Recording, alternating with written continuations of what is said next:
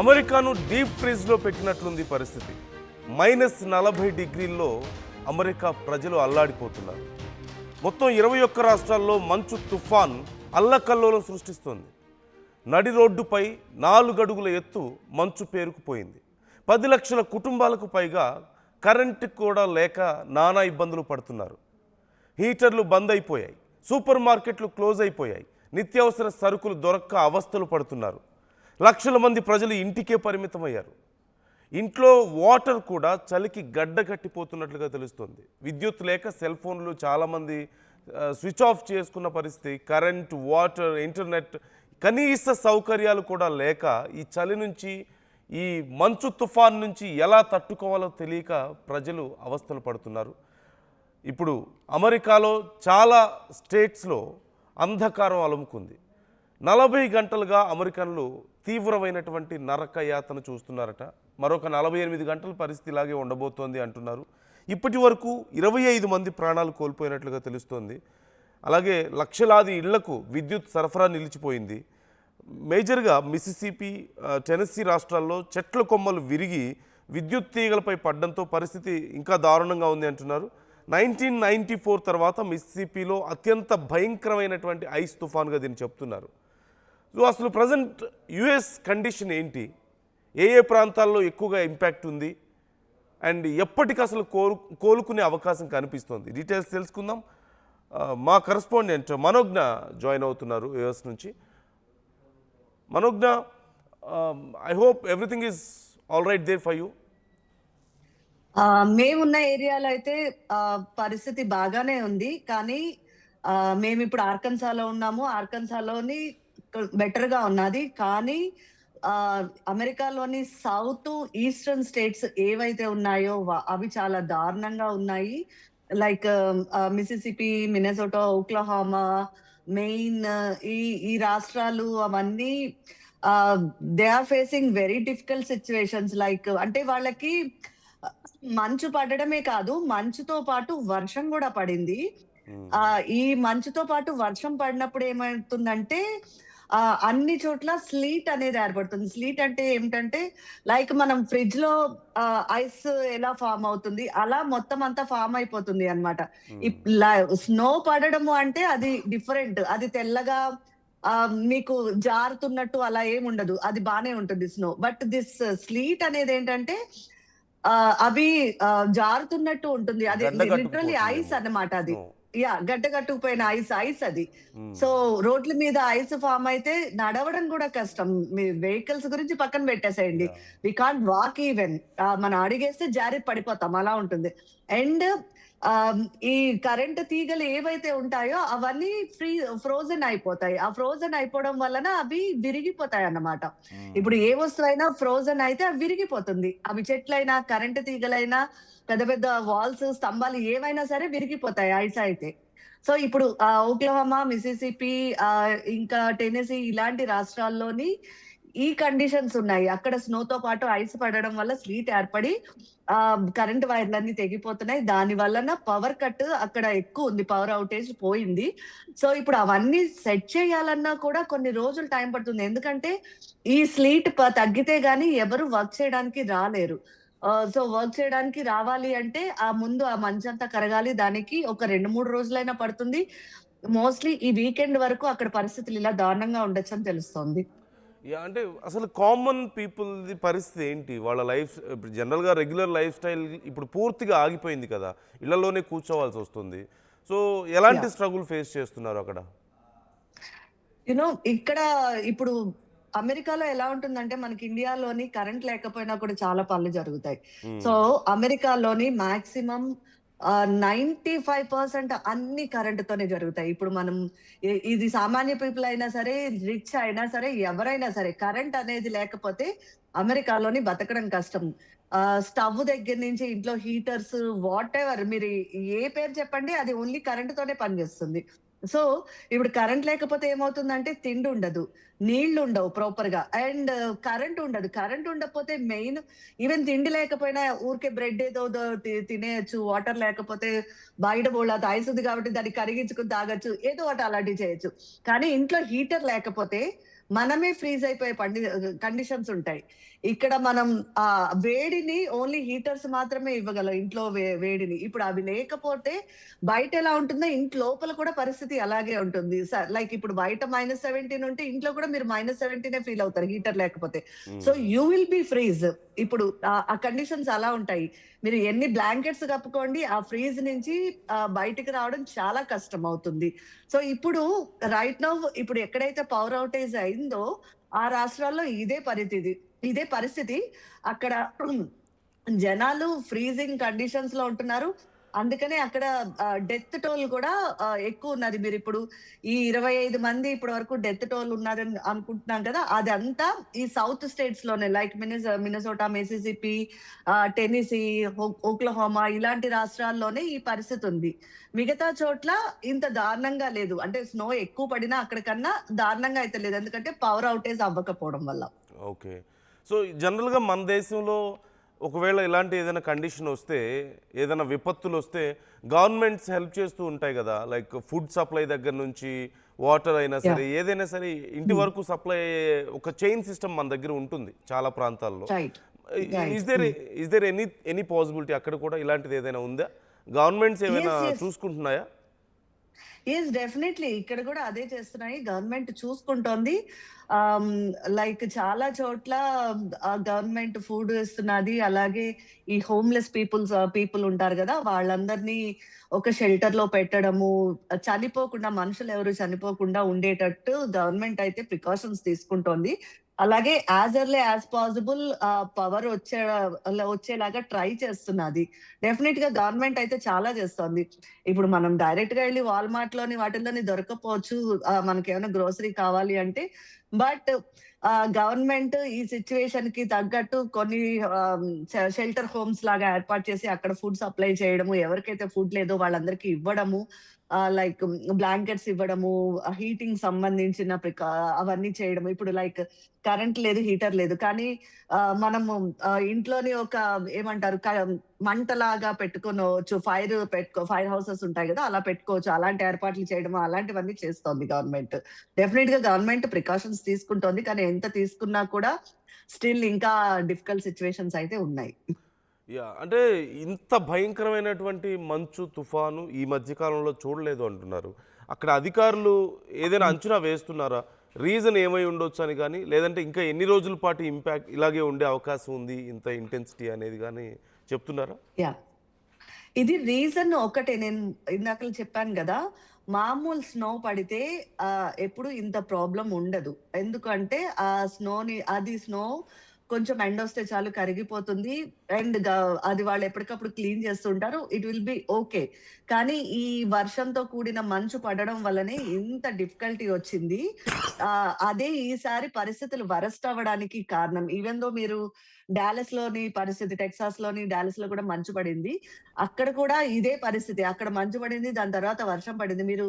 మీరు సోషల్ మీడియాలో చాలా వీడియోలొస్తున్నాయి. మీరు ఆ వీడియోలు అవును. గమనిస్తే గనక డాలస్‌లోని మంచు వీడియోలు ఎవరైతే పెడుతున్నారో మీరు వాళ్ళని గమనిస్తే గనక వాళ్ళ ఐస్ మీద వాళ్ళకి పడిన స్నో మీద వాళ్ళ కాళ్ళు ఫ్లాట్‌గా ఉంటున్నాయి. జనరల్‌గా ఐస్ మీద మీరు కాలు పెడితే లోపలికి దిగిపోవాలి. అది మామూలు స్లో అయితే. యాహ్! అలా కాకుండా వాళ్ళ కాళ్ళు దాని మీద ఊరికనే నడుస్తున్నారు అలాగా.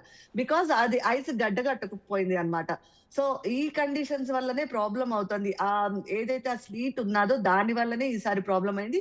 ఇది ఎప్పుడో 1999లోనో ఎప్పుడో వచ్చింది. మళ్ళీ ఇప్పుడే వచ్చింది.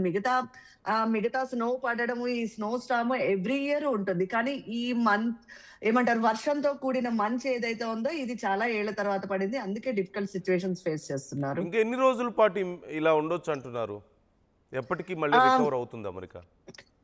ఇప్పుడు మేముంటున్న మిడిల్ స్టేట్స్‌లో అయితే ఇది స్నో పడడం ఆగిపోయింది. ఇవాళ ఎండ గూడా వచ్చింది.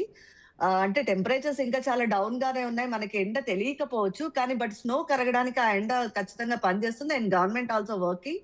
మేబీ ఇంకొక 2, 3 డేస్ తర్వాత ఈ కండిషన్స్ కొంచెం బాగవుతాయి. రైట్ నౌ ఇవాళ అయితే ఇంకా అలాగే ఉన్నది. రేపు కూడా పరిస్థితులు మేబీ అలాగే ఉండొచ్చు. రేపు కూడా ఇక్కడ స్కూల్స్ సెలవు ఇచ్చేసారు. బికాస్ ఆఫ్ రోడ్ కండిషన్స్ బాలేవు అని చెప్పి.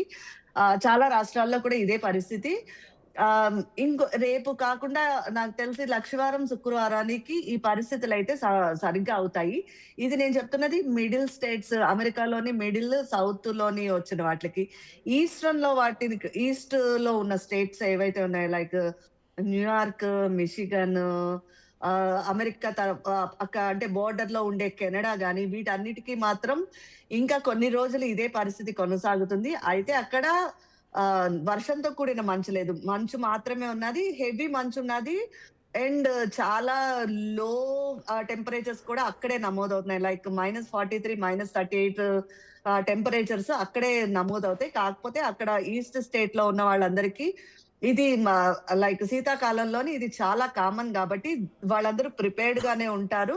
అండ్ అక్కడ గవర్నమెంట్ ఇంకా ఎక్కువ ప్రికాషన్స్ ఉంటాయి. వాళ్ళు అక్కడ ఇంకా ఎక్కువ షెల్టర్స్ పెట్టడం, ఇంకా ఎక్కువ హెల్ప్ చేయడం లాంటివి చేస్తుంది. ఎందుకంటే ఇది వాళ్ళకి రెగ్యులర్ ఎవ్రీ ఇయర్ జరిగే థింగ్ కాబట్టి. అంటే మన ఇండియన్స్ పరిస్థితి ఏంటి? మన దగ్గర ఉన్నటువంటి టెంపరేచర్స్ చాలా నార్మల్‌గా ఉంటాయి అక్కడితో పోల్చుకుంటే. అంటే మనకి ఎక్స్‌ట్రీమ్ ఉండవు. చలైనా, యాహ్! వర్షమైనా సరే, ఎండైనా సరే కొంత మోడరేట్‌గా ఉంటాయి. బట్ అక్కడ హ్మ్. ఇంత మామూలుగానే చలికి తట్టుకోవడం కష్టం అక్కడ మన ఇండియన్స్. అలాంటిది డెఫినైట్‌లీ. ఇంత ఎక్స్‌ట్రీమ్ కండిషన్స్‌లో మరి ఎలా సర్వైవ్ అవ్వగలుగుతున్నారు? అంటే అక్కడున్న పీపుల్‌తో పోల్చుకుంటే మనకి ఇంకా ఎక్కువ డిఫికల్టీ ఉంటుంది కదా కామన్‌గా? డెఫినిట్‌గా ఉంటుంది. ఖచ్చితంగా మనము వాళ్ళకి చిన్నప్పటి నుంచి ఇక్కడే పుట్టి, ఇక్కడే పెరిగారు గాబట్టి మనకన్నా ఎక్కువ అలవాటుంటుంది. డెఫినిట్‌గా ఇండియన్స్ అందరూ చాలా సఫర్ అవుతున్నారనే చెప్పాలి. ముందే చెప్పినట్టు పవర్ ఉంటే పర్వాలేదు. పవర్ లేకపోతే మాత్రం ఇట్స్ వెరీ డిఫికల్ట్. అది మనము దాన్ని ఊహించడం కూడా కష్టము. అంత ఇది ఉంటుంది. ఆహ్, ఇది టెక్సాస్‌లోని 2001లోని ఈ పరిస్థితి ఏర్పడింది. 2001లోని అక్కడ ఆహ్, హ్యూస్టన్ మామూలుగా టెక్సాస్‌లో హ్యూస్టన్‌లోని ఎప్పుడు మంచు పడదు. కానీ అక్కడ 2021లోని ఇలాగే మంచు పడింది. 30 ఏళ్ల తర్వాత. అప్పుడు కూడా ఇలాగే పవర్ ఔటేజ్ అయ్యి చాలా ఇబ్బందులు పడ్డారు జనాలు. ఇప్పుడు కూడా అదే పరిస్థితి చాలా రాష్ట్రాల్లో కనిపిస్తోంది. యాహ్! డెఫినిట్‌గా ఇండియన్స్ చాలా కష్టపడుతున్నారు. అంటే ముందు నుంచి కొంత ప కొంచెం ప్రిపేర్డ్ గానే ఉన్నారు. But still they are facing difficulties. Main individual houses ఉన్నవాళ్ళు ఏంటంటే వాళ్ళు పెద్ద పెద్ద ఇళ్ళుంటాయి ఇక్కడ. వాళ్ళకి ఎంత లోపల హీటర్ పెట్టుకుంటున్నా అది వాళ్ళకి ఆ వేడి సరిపోవటం లేదు. మేము ఆహ్, చాలా కష్టంగా ఉన్నది. ఆ చలిని తట్టుకోవడము. వాళ్ళు ఒక్కొక్కళ్ళు 4 5 లేయర్‌లేసుకుంటున్నాము బట్టలు కూడాను. అండ్ ఎవ్రీ టైమ్ ఇంట్లోని ఆ ఫైర్ ఉండేటట్టు చూసుకుంటున్నాము అని చెప్తున్నారు. డెఫినైట్‌లీ ఇండియన్స్ ఎక్కువ స్ట్రగుల్ ఫేస్ చేస్తున్నారు. యాహ్! లాస్ట్‌గా మరొక చిన్న విషయం. హుహు. ఇప్పుడు అక్కడున్న వాళ్ళలో చాలామంది ప్రాపర్‌గా గ్రీన్ కార్డ్ ఉండి అక్కడ ఫెసిలిటీస్ ఉంటే ఓకే. బట్ హ్మ్. ఇతర దేశాల నుంచి లైక్ మన ఇండియా నుంచి వెళ్ళిన వాళ్ళు అయినా సరే చాలామంది అరకొర ఫెసిలిటీస్‌తో బతుకుతున్న వాళ్ళు కొంతమంది ఉంటారు. లైక్ పార్ట్ టైమ్ జాబ్స్ మీద డిపెండ్ అయిన వాళ్ళు ఉంటారు. సో, వాళ్ళ యెస్. అటు ఫినాన్షియల్‌గా వాళ్ళకి ఇన్‌కమ్ ఆగిపోతూ ఉంటుంది కదా! ఇప్పుడు ఏం వర్క్ చేయట్లేదు కాబట్టి అక్కడ. ఫినాన్షియల్‌గా హ్మ్. కష్టమవుతుంది. అట్ ద సేమ్ టైమ్ సర్వైవల్‌కి కూడా కష్టమవుతుంది. సో, అందరికీ అక్కడ గవర్నమెంట్ హెల్ప్ చేయగలుగుతుందా? లేదంటే ఇలాంటి విషయాల్లో కూడా స్పెసిఫిక్‌గా చూసుకుంటారా? లేదు. ఇలాంటి విషయాల్లో చూస్తున్నట్టు ఎక్కడ వార్తలైతే రావటం లేదు. డెఫినిట్‌గా ఈ టైంలో గవర్నమెంట్ అందరికీ హెల్ప్ చేస్తుంది. It's it's like after all humans right we are. Yeah! So, మనం అంటే ఈ టైంలోని ఆహ్, య ఐ నో ఇక్కడ ఇప్పుడు ప్రెజెంట్ అమెరికాలోని సిట్యుయేషన్స్ బాలేవు. ఇండియన్స్ డిఫికల్టీస్ ఫేస్ చేస్తున్నారు నార్మల్‌గా కూడా. ఎక్కడ పడితే అక్కడ పంపించేస్తున్నారు, పట్టుకుంటున్నారు. ఇవన్నీ ఉన్నాయి. కానీ not in this situations definitely. ఇలాంటి సిట్యుయేషన్స్‌లోని ఖచ్చితంగా గవర్నమెంట్ అందరికీ హెల్ప్ చేస్తుంది. Whether they are Indians or Mexican, Chinese ఎవరైనా సరే ఆహ్, గవర్నమెంట్ డెఫినిట్‌గా హెల్ప్ చేస్తుంది. మీరు అక్కడ ఆ shelter homes or government organizations ఏవైతే ఉండి అక్కడ మాకిలా ప్రాబ్లమ్ ఉన్నాది అని చెప్తే డెఫినిట్‌గా వాళ్ళు ముందుకొస్తున్నారు. అది ఎవరైనా సరే. Yeah! Right. Thank you Manogna. Thanks for the updates. మీరు కూడా కేర్‌ఫుల్‌గా ఉండండి. మీ ప్లేస్‌లో బాగానే ఉందన్నారు. But still be careful there. Thank you so much for the updates. Yeah! Yeah! So, చూస్తున్నాం కదా! యూఎస్‌లో కండిషన్ ఇలా ఉంది. ప్రస్తుతం అక్కడ తీవ్రమైనటువంటి ఒక గడ్డు కాలాన్ని ఎదుర్కొంటున్నారు అక్కడున్న ప్రజలు. ముఖ్యంగా మన భారతీయులు మరింత ఇబ్బంది పడుతున్నారు అక్కడున్న వాళ్ళతో పోల్చుకుంటే. ద ఫస్ట్ రీజన్ ఈజ్ అక్కడ ఉన్నటువంటి weather condition, extreme weather condition, అక్కడున్న వాళ్ళకి ఇలాంటి కండిషన్ని ఎప్పుడో ఒకప్పుడు చూసి ఉండొచ్చు, కనీసం ఊహించుకుంటారు. ఇలాగే ఎక్కువ అయిపోతే ఎలా ఉంటుందో అని గతంలో ఊహించుకొని అయినా ఉంటారు. అట్లీస్ట్ వాళ్ళకి ఆ ఇమ్యూనిటీ ఉంటుంది, కొంతవరకు అలవాటు ఉంటుంది. కానీ మనకి అలా కాదు కదా. మనకి మోడరేట్, అక్కడి వెదర్తో పోల్చుకుంటే చాలా మోడరేట్ వెదర్ కండిషన్స్లో మనం గ్రో అయి ఉంటాం. అతి తీవ్రమైనటువంటి చలి కానీ, అతి తీవ్రమైనటువంటి ఇతర వెదర్ కండిషన్స్ని కానీ మనం అక్కడితో పోల్చుకుంటే చూసున్నాం, ఎస్పెషల్లీ దీస్ కండిషన్స్. సో వీటిలో మన ఇండియన్స్ చాలా ఇబ్బంది పడుతున్నారు, మరింత ఎక్కువ అక్కడ ఉన్న వాళ్ళకంటే కూడా. And second one is financial stability లేకపోవడం అనేది ఒక పెద్ద సమస్య చాలామందికి. కనీసం ఒక ఇల్లు ఉండి, ఉండడానికి ఒక ప్లేస్ ఉండి, బేసిక్ ఫెసిలిటీస్, ఒక హీటర్ అండ్ బేసిక్ ఫుడ్ దొరికినా సరే ఇలాంటి పరిస్థితుల్లో సర్వైవ్ అవ్వచ్చు. కానీ చాలామంది పార్ట్ టైమ్స్ మీద సర్వైవ్ అయ్యే వాళ్ళు ఉంటారు. సో అలాంటి వాళ్ళకి అరకొర వసతులతో బ్రతికే వాళ్ళు ఉంటారు. సో అలాంటి వాళ్ళకి ఇలాంటి టైంలో మరింత కష్టం అవుతుంది. ఖచ్చితంగా అక్కడున్న గవర్నమెంట్, మనోజ్ఞ చెప్పినట్లుగా అక్కడున్న గవర్నమెంట్ అందరికీ హెల్ప్ చేస్తుంది అంటున్నారు, చాలా ఎఫిషియెంట్గా పనిచేస్తుంది అంటున్నారు. అఫ్కోర్స్ మనందరికీ తెలిసిందే, యుఎస్ ప్రపంచంలోనే అత్యంత శక్తివంతమైన వ్యవస్థను కలిగినటువంటి దేశం. టెక్నాలజికల్గా కానీ చూసినా, లేదంటే రిసోర్సెస్ చూసినా సరే, ఏ రకంగా చూసినా సరే. సో వాళ్ళు చేయగలుగుతున్నారు. బట్ స్టిల్ ఇండియన్స్కి, లేదంటే ఇతర దేశాల నుంచి వెళ్ళి ఆర్థికంగా అంత బలంగా లేని వాళ్ళకి ఇలాంటి కండిషన్స్ మరింత ఛాలెంజింగ్గా ఉంటాయి ఇతరులతో పోల్చుకుంటే. సో మీకు తెలిసిన వాళ్ళు, మీ వాళ్ళు ఎవరైనా అక్కడ ఉంటే వాళ్ళ గురించి కొంచెం కేర్ చేయండి. వాళ్ళ కండిషన్ ఏంటో ఎప్పటికప్పుడు తెలుసుకునే ప్రయత్నం చేయండి. వాళ్ళకి సజెషన్స్ ఇస్తూ ఉండండి, సపోర్ట్గా నిలబడుతూ ఉండండి. అండ్ కొన్ని రోజుల పాటు ఈ పరిస్థితి, మరొక 2 days అయితే ఇలాంటి కండిషన్ చాలా ఎక్స్ట్రీమ్గా ఉండే అవకాశం ఉందంటున్నారు. ఆ తర్వాత తగ్గుతుంది అంటున్నారు. ఇప్పటికే మనోజ్ఞ చెప్పినట్లుగా కొన్ని ప్లేసెస్లో కొంత బెటర్ అవుతుంది situation. But it takes 2 or 3 days more అక్కడ నార్మల్ సిచ్యువేషన్స్కి రావడానికి. సో మీ అభిప్రాయాలు ఏంటి? ఈ పరిస్థితి చూస్తే మీకేమనిపిస్తుంది? మీ అభిప్రాయాలను కూడా కామెంట్ చేసే ప్రయత్నం చేయండి. అండ్ వన్ ఆఫ్ ది ఒక పెద్ద రీజన్ ఏంటి ఇక్కడ మరింత స్ట్రగుల్ అవ్వడానికి, మరింత టఫ్ అవడానికి సిచ్యువేషన్స్, మనోజ్ఞ చెప్పినట్లుగా కేవలం మంచు మాత్రమే పడడం లేదు, అక్కడ వర్షం కూడా పడుతుంది. మంచుతో పాటు ఈ వర్షం కూడా పడడం వల్ల ఫ్రీజీ రెయిన్ అని అంటుంటారట. సో దీనివల్ల అప్పటి వరకు చాలా స్మూత్గా ఉండేటువంటి ఆ సర్ఫేస్, అంటే మంచు కురిసిన తర్వాత, మంచు పేరుకుపోయిన తర్వాత మనందరికీ తెలిసిందే, కాలు పెడితే లోపలికి వెళ్ళిపోతూ ఉంటుంది. ఒక ఆల్మోస్ట్ 1 feet నుంచి 3-4 feet వరకు కూడా కొన్ని ప్రాంతాల్లో పేరుకుపోతుంది. సరదాగా ఆడుకుంటూ ఉంటారు, దానివల్ల పెద్ద డేంజర్ ఉండదు, తొలగించడం చాలా ఈజీగా ఉంటుంది. కానీ దాని మీద వాటర్ పడితే అది ఫ్రీజీ అయిపోతుంది గట్టిగా, అంటే ఐస్ గడ్డలాగా అయిపోతుంది గట్టిగా. సో అది చాలా డేంజరస్, ఎందుకంటే కాలు పెడితే జారిపోతూ ఉంటుంది, వెహికల్స్ జారిపోతూ ఉంటాయి. సో వెహికల్స్ తీయలేం, మనం బయటికి వెళ్ళలేం, అండ్ దాన్ని తొలగించడం కూడా కష్టం. నార్మల్ మంచు అయితే తొలగించడం చాలా ఈజీ ఉంటుంది, వెయిట్లెస్ ఉంటుంది, చాలా ఈజీగా ఉంటుంది, డెన్సిటీ ఉండదు కాబట్టి. కానీ ఎప్పుడైతే వాటర్ పడుతుందో దాని మీద, అంటే ఈ వర్షం పడుతుందో, దానివల్ల అది క్రిస్టల్ లాగా అయిపోతుంది, గట్టిగా స్ట్రాంగ్ అయిపోతుంది. సో ఇట్స్ వెరీ డేంజరస్ అలాంటి సిచ్యువేషన్. దానివల్ల చలి తీవ్రత పెరుగుతుంది అండ్ డేంజర్ కూడా చాలా ఎక్కువగా ఉంటుంది. So that is the condition. ఒకసారి అక్కడ ఉన్నటువంటి పరిస్థితి, అంటే మేజర్గా ఎలక్ట్రిసిటీ పోవడానికి చాలా రీజన్స్ ఉంటాయి. అందులో ఒకటి మనందరికీ తెలిసిందే, మనం ఓవర్ హీట్ చేసినప్పుడు ఎనీథింగ్ మెల్ట్స్ డౌన్, తర్వాత యాష్ కింద టర్న్ అవుతుంది. మనం ఓవర్ కూల్ చేసినప్పుడు, అంటే ఏదైతే ఫ్రీజీ అయిపోతుందో, ఇట్ బ్రేక్స్ డౌన్. అది కూడా మనకు తెలిసిందే. Even our human body also, మనం ఐస్ లాగా గట్టిగా గడ్డ కట్టుకుపోతే అది బ్రేక్ అవుతుంది ఒక సర్టెన్ లెవెల్ ఆఫ్ టెంపరేచర్ పూర్తిగా డౌన్ అయిపోయిన తర్వాత, ఒక ఫ్రీజీ కండిషన్కి వెళ్ళిపోయిన తర్వాత. సో అలాంటి పరిస్థితి అక్కడ. స్టీల్ చూస్తున్నారు, స్టీల్ మీద అదే షేప్లో మంచు గట్టిగా పేరుకుపోవడాన్ని మీరు గమనించవచ్చు. ఒకసారి చూడండి అది కండిషన్ ఎలా ఉందో, ఒక్కసారి మీరు రియల్గా చూడండి, అర్థమవుతుంది.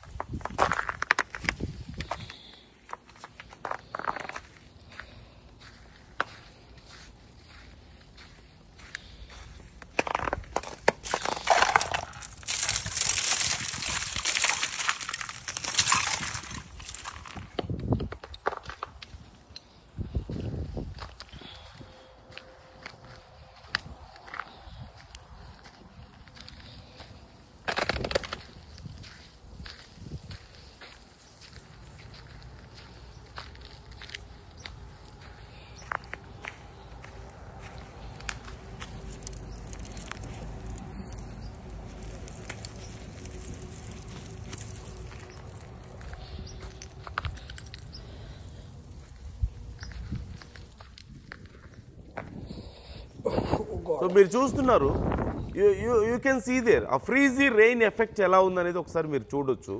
సహజంగా మంచు అనేది మనకి సినిమాల్లో కూడా చూపిస్తూ ఉంటారు కదా, ఏదో ఒక కాటన్ లాగా అలా చాలా స్మూత్గా చాలా లైట్గా పడుతూ ఉంటుంది అండ్ ఆడుకుంటూ ఉంటారు పిల్లలందరూ, అలా కనిపిస్తూ ఉంటుంది. బట్ నా అదిగో అక్కడ చూడండి, ఒక ఫ్రీజీ రెయిన్ వల్ల అక్కడ అంటే వాటర్ పడడం వల్ల దాని మీద ఎలా అయిపోయింది అనేది మీరు చూడొచ్చు. గట్టిగా అయిపోతుంది సర్ఫేస్, దానివల్ల మరింత డేంజర్, వెహికల్స్కి అయినా సరే చాలా డేంజర్. ఇప్పుడు అక్కడ ఆ గ్లాసెస్ మీద అద్దాల మీద పూర్తిగా పేరుకుపోయింది మొత్తం మంచు అంతా. ఒకవేళ చాలా కొంతమంది తెలిసి తెలియక హీట్ చేస్తూ ఉంటారు, ఫ్లేమ్తో హీట్ చేస్తూ ఉంటారు మంచును కరిగించడానికి, అది కూడా చాలా danger. At the same time ఒకవేళ బద్దలు కొట్టాలని చూస్తే మంచు ఒకటే బద్దలవుతుంది అని చూస్తే అప్పటికే ఆ సర్ఫేస్ కూడా గ్లాస్ కానీ అవన్నీ కూడా అదే టెంపరేచర్కి ఫ్రీజ్ అయి ఉంటాయి కాబట్టి మొత్తం బ్రేక్ అయిపోయే అవకాశం ఉంటుంది. సో వెహికల్స్ తీయలేకపోతున్నారు, కార్స్ బైక్స్ ఏవి కూడా బయటికి తీయలేని పరిస్థితి. బయట ఉన్నవి అలాగే బొమ్మల్లాగా గట్టిగా బిగుసుకుపోయి ఉన్నాయి. సో వాటి వల్ల ఈ ఉపయోగం కూడా లేకుండా పోయింది. ఇదిగో మీరు చూడొచ్చు, ఎక్కడ చూసినా సరే మంచే కనిపిస్తుంది రోడ్లన్నీ కూడా. పోల్స్, ఎలక్ట్రిక్ వైర్స్, ఇళ్ళు, కార్స్ ఏవి చూసినా పూర్తిగా మంచు మాత్రమే మీకు కనిపిస్తుంది, మంచుతో కప్పబడి మాత్రమే కనిపిస్తుంది. ఇంతకుముందు మనకి అక్కడ ఉన్నటువంటి సిచ్యువేషన్ని ఎక్స్ప్లెయిన్ చేశారు మనోజ్ఞ. మరొకసారి మరిన్ని డీటెయిల్స్ మనకు అందిస్తారు. Let's take a look. Road మీద ఉన్న ఇదంతా మొత్తం క్లియర్ చేసి ఇదిగో ఇలా కుప్పపోసారు. ఇంత మంచు పడింది. ఇది జస్ట్ పాత్వే మాత్రమే క్లీన్ చేస్తే వచ్చిన మంచు. యూ కెన్ ఇమాజిన్ మొత్తం అంతా క్లీన్ చేస్తే ఎంత మంచు వస్తుందో. ఇగో మా వాడు అక్కడ పైన ఎక్కి కూర్చున్నాడు. ఇంత మంచు పడింది టోటల్గా. ఇది చెప్తున్నా కదా, ఇది ఓన్లీ పాత్వేలు మాత్రం క్లీన్ చేస్తే వచ్చిన మంచు. ఇది మొత్తం అంతా క్లీన్ చేస్తే దీనికి ఇంకా ఓ పెద్ద కొండ ఏర్పడుతుందని చెప్పొచ్చు. ఎలా ఉంది పరిస్థితి, మంచు ఇది అంతా, మీ ఎక్స్పీరియన్సెస్ చెప్తారా? గత 2 రోజులుగా ఫోర్కాస్ట్ ప్రకారం వింటర్ స్టార్మ్ ఫ్రైడేతో స్టార్ట్ అయింది. సాటర్డే మార్నింగ్ వరకు వచ్చి సెకండ్ వేవ్ సాటర్డే ఈవినింగ్ నుంచి సండే వరకు జరిగింది. వేవ్ 1 కన్నా వేవ్ 2లో వచ్చిన మంచు వలన రోడ్లు చాలా వరకు బ్లాక్ అయ్యాయి. ఈవెన్ అపార్ట్మెంట్లు మీరు చుట్టూ పక్కల చూసినా కూడా చాలా వరకు ఉంది. స్టార్మ్ అయిపోవడంతో పోస్ట్ స్టార్మ్ యాక్టివిటీస్ స్టార్ట్ అవుతున్నాయి. అపార్ట్మెంట్ వాళ్ళు కానీ, సిటీ కమ్యూనిటీ వాళ్ళు కానీ, నేషనల్ హైవే వాళ్ళు కానీ అందరూ కూడా రోడ్ని క్లియర్ చేస్తున్నారు. ప్రస్తుతానికైతే పరిస్థితులు పూర్తిగా మారలేదు అంటే ఇంకా రోడ్స్ క్లీన్ చేయడానికి టైం పట్టేటట్టుంది. So Benton village schools already నిన్న సెలవు ఇచ్చాయి, రేపు కూడా సెలవుని ఇప్పుడే డిక్లేర్ చేశాయి. మాకు మెసేజెస్ కూడా వస్తున్నాయి. చాలామంది సేఫ్టీ ఫస్ట్ అంటున్నారు కనుక ఎవరు ఇటు నుంచి బయటికి వెళ్లకుండా ఉండడానికే ప్రయత్నించమంటున్నారు. Unless any medical emergency. ఇంట్లో టెంపరేచర్స్ ఎలా ఉన్నాయి కొంచెం చెప్తారా? ఇంట్లో టెంపరేచర్స్ చాలా తక్కువ ఉన్నాయి. ఈ విండ్ కూడా ఉండడం వలన, విండ్ స్పీడ్ ఉండడం వల్ల టెంపరేచర్స్ -15, -12, -15 ఫీల్స్ లైక్ మాత్రం చాలా ఎక్కువ ఉంది సెంటిగ్రేడ్లో. దానివల్ల పెద్ద ఇల్లు ఉన్న వాళ్ళకి సెంట్రల్ హీటర్ సిస్టమ్స్ కూడా సరిగ్గా కావాల్సినంత టెంపరేచర్ ఉండకుండా చాలా కోల్డ్గా ఉంది. ప్రస్తుతానికైతే ఎటువంటి పవర్ అవుటేజెస్ లేవు. అంటే నేనున్న ప్లేస్లో ఎటువంటి పవర్ అవుటేజ్ లేదు. We are so lucky. Power outage లేకపోవడం వలన మేము స్టే వామ్గా ఉండగలిగాం. ప్రస్తుతానికి చూస్తే ఇంకా క్లీనింగ్కి టైం పట్టచ్చు, 24 గంటలు అయితే మినిమం పట్టేటట్టుంది. దాని తర్వాత రోడ్ క్లియరెన్స్ ఉంటే స్కూల్స్ ఓపెన్ అవుతాయి, పిల్లలు కూడా బ్యాక్ టు స్కూల్ వెళ్తారు. వర్కింగ్ కండిషన్స్ అయితే ప్రస్తుతానికి మేము కూడా వెయిట్ చేస్తున్నాం. ఆఫీస్ నుంచి ఏదైనా ఆఫీస్ నుంచి పని చేయాలా లేకపోతే రిమోట్గా పనిచేసే అవకాశం ఉందా అనేది. కానీ సేఫ్టీ ఫస్ట్ కనుక రిమోట్ కూడా వర్క్ అవుతుంది అనుకుంటున్నాను. అమెరికాలోని 2వ రోజు కూడా స్నో కురవడము ఇంకా కంటిన్యూ అవుతూనే ఉంది. మీకు ఇక్కడ గమనిస్తున్నట్టయితే స్నో పడుతున్నది. ఇది నిన్న రాత్రంతా కూడా కంటిన్యూ అయింది. శుక్రవారం సాయంకాలం మొదలైంది. ఈరోజు ఇక్కడ అమెరికాలో ఆదివారం ఉదయము ఇప్పటి వరకు కూడా స్నో పడుతూనే ఉన్నది. మీరు చుట్టుపక్కల చూస్తే మీరు గమనించవచ్చు, మొత్తం అన్నీ మంచుతో నిండిపోయాయి. మీరు నా కాళ్ళు కూడా చూస్తే చాలా లోతుకి వెళ్ళిపోయాయి, అంత మంచు పడింది. ఇది ఆర్కన్సాలో పరిస్థితి. దీనికన్నా ఇంకా న్యూయార్క్, మిషిగన్, చికాగోలోని పరిస్థితి మరీ దారుణంగా ఉన్నది. అన్ని చోట్ల భీకరంగా మంచు పడుతోంది. చాలా చోట్ల కరెంటు పోయింది, పవర్ పోయిందని తెలుస్తోంది.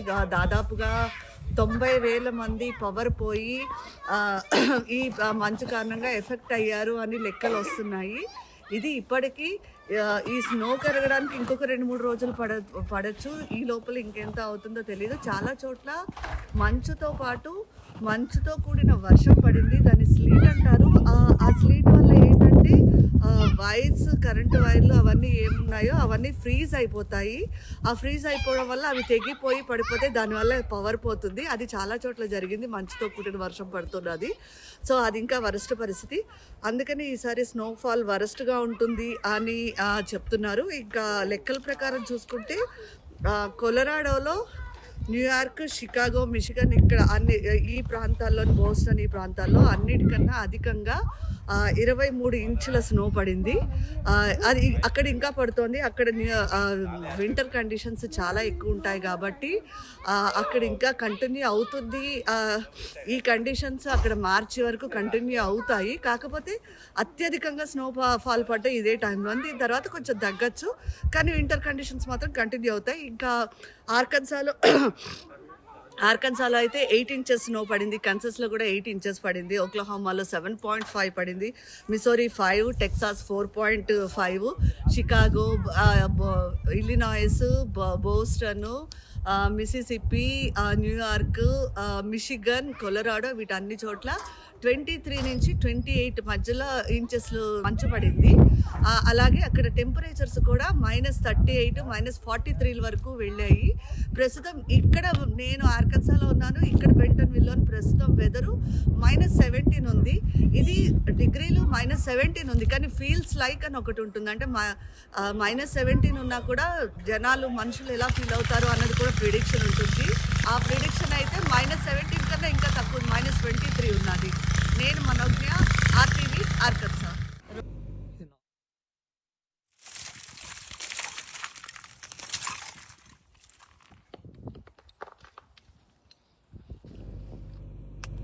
చూసినావా గడ్డ ఎట్లా కడుతుందో? గడ్డ కట్టింది, వాటర్ గడ్డ కట్టింది. అంతా చల్లగా. ఇది నార్మల్ వాటరు, ఓకేనా? ఇప్పుడు దీన్ని ఇట్లా కింద కొట్టంగానే ఏమైతే చూడు. చూసినావా గడ్డ ఎట్లా కడుతుందో? గడ్డ కట్టింది, వాటర్ గడ్డ కట్టింది. అంతా చల్లగా. ఇది నార్మల్ వాటరు, ఓకేనా?